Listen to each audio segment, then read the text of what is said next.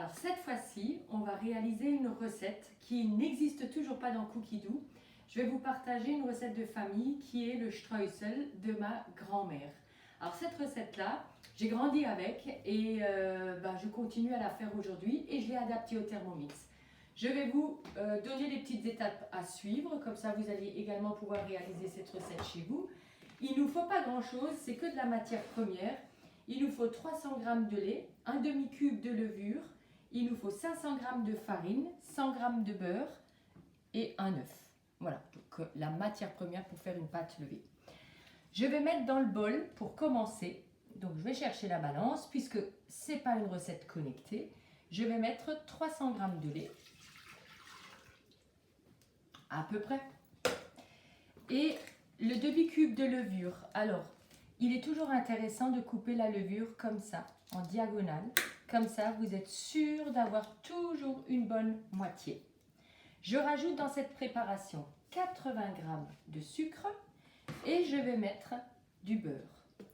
Je vais mettre les 100 g de beurre coupé en morceaux. Pas besoin d'avoir un beurre mou. On peut le mettre tel quel. Je ferme. Et là, je vais tout simplement régler les basiques de toute pâte levée. Je reviens en arrière, comme ça. Je vais mettre 2 minutes 30. 2,30. Oh, je suis partie. 37 degrés et vitesse 2.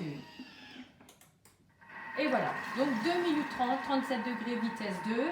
Ça vous le savez que même si vous faites une pâte à pain, une pâte à pizza, vous voulez faire un pain, un chinois, un rumker ou les menelles, ça pourrait être une prochaine vidéo, ça sera toujours le même démarrage. On va faire le levain qu'on règle comme ceci.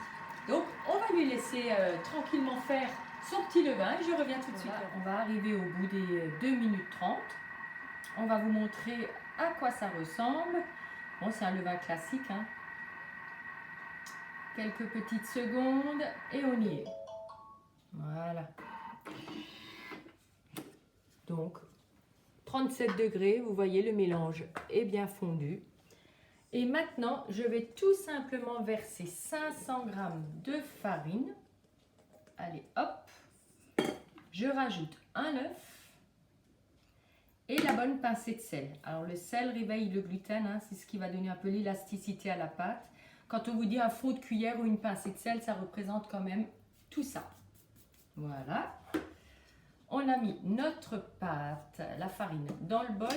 Et là, maintenant, on va pétrir. Je vais régler pétrin pendant 2 minutes 30. Pareil, 2 minutes 30, fonction pétrir. Et je mets en route. Alors, la particularité de cette pâte, par rapport à toute autre pâte levée, ça va être que cette pâte-là, elle ne va pas être sèche. Vous n'allez pas pouvoir la façonner à la main. Donc, je trouve que c'est très très intéressant de la découvrir parce que dans ce type de recette, on cherche quelque chose de moelleux. Et ce qui va être intéressant, c'est de voir comment sortir cette pâte du bol et pouvoir l'étaler dans un moule. Et voilà, vous voyez déjà de côté, la pâte reste un tout petit peu collée. Et en aucun cas, il faut rajouter de la farine pour qu'elle se décolle. C'est vraiment dans le principe de cette pâte. Alors, vous voyez la texture de cette pâte, vous voyez très bien qu'elle est collante. Et cette pâte, je ne vais pas pouvoir la faire tomber toute seule du bol. Donc, avec la spatule, je vais vraiment l'aider à sortir du bol. Donc, vous voyez, hop, pas évident, hein, mais ça vaut le coup. Il faudra la tester chez vous. Donc là, je vais vous montrer à quoi ressemble mon bol.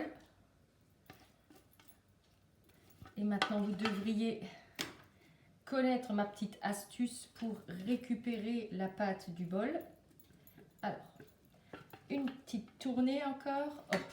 Donc, pour récupérer la pâte qui se reste sur le couteau, vous vous rappelez, on verrouille le Thermomix.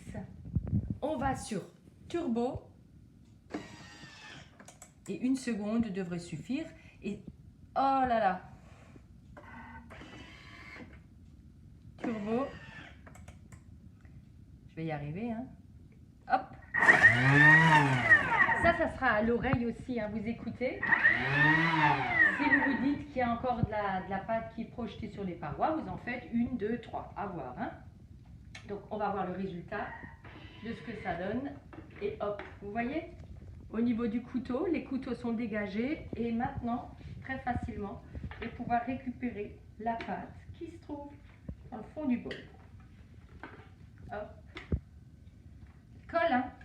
Donc c'est juste quand ça colle. Si jamais vous faites la même recette et elle est sèche, c'est que au niveau des ingrédients, c'est pas comme il faut.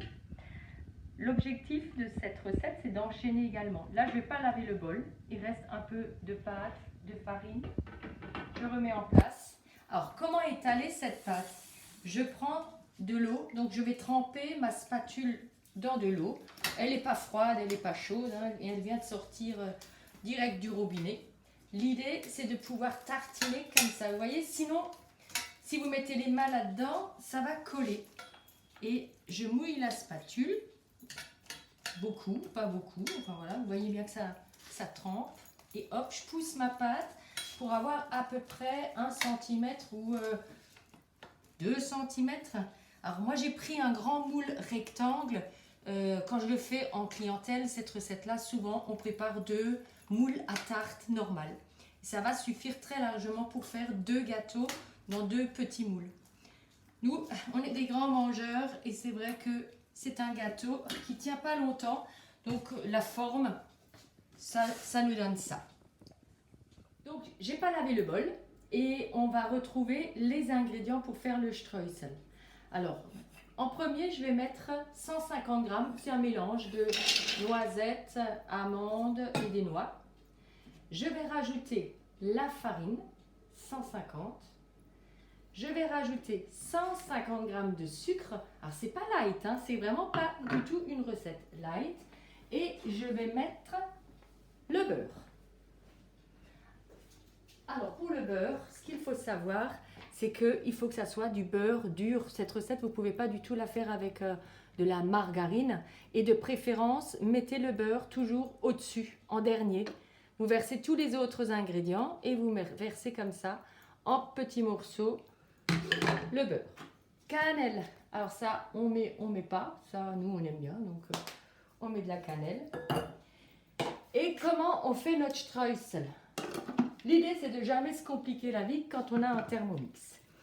Je vais tout simplement faire quelques pulsions turbo. Vous voyez, je suis sur 1 seconde. Voilà, il me le refait. Hop. Ça aussi, je fais ça à l'oreille. Donc, 2, 3. Et à partir de la 3e, on va regarder par le haut. Et peut-être encore 1. Terminé. Vous voyez? Comme ça, le streusel, c'est fait.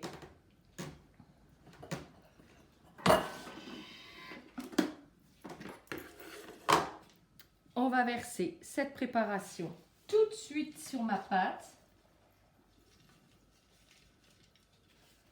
Ça, c'est ce qu'on préfère largement. Hein. C'est le streusel, c'est pas... Donc, je fais exactement le même. Donc, le bol est vide.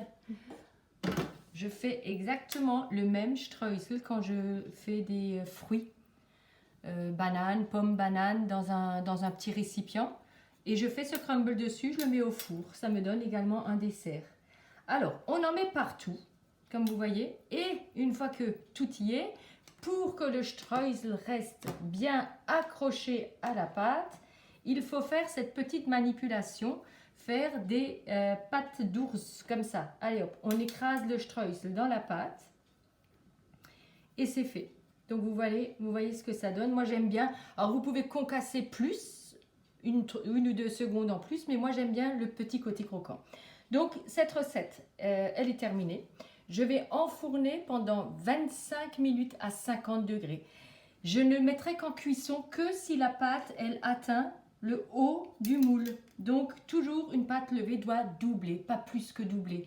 Dès qu'elle aura atteint, et grosso modo, c'est toujours 25 minutes à 50 degrés. Et après ces 25 minutes à 50 degrés, je monte le four pendant 25 minutes à 180 degrés. Mais on va vous montrer les étapes au fur et à mesure.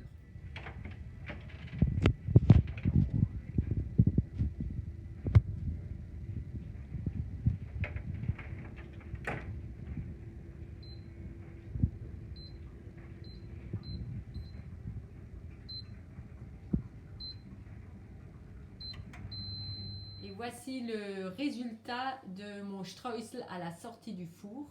Donc on voit bien la différence avec la pâte et le streusel au-dessus, même si je l'avais bien écrasé dans la pâte.